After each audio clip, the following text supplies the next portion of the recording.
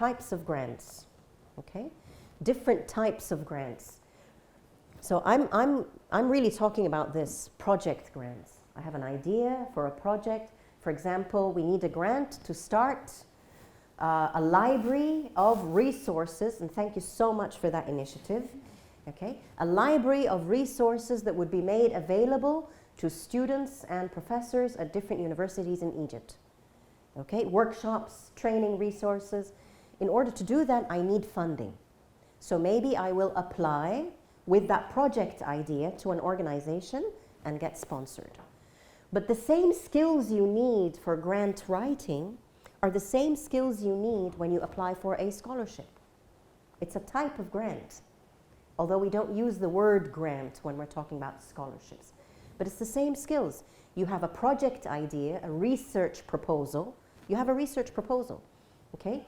And you apply to a particular university to be accepted, but also you apply to the scholarship office, because maybe they will like your idea and they will come into agreement with you and sponsor your travel and your tuition.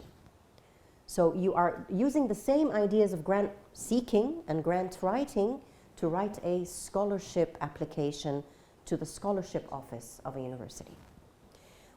An entitlement is a type of grant, okay? An entitlement comes in the form of social security, التأمينات الاجتماعية, okay? المعاشات, all of these things are sponsorship that comes to you by virtue of you having at some point in your career come into an agreement with them, okay? An endowment, what is an endowment? Yeah, a waqf is an endowment.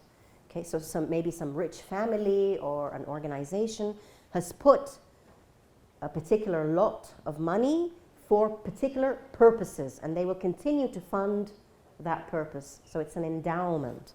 All right, there are government grants, business grants, research grants, seed grants. The word seed is a good term to know also.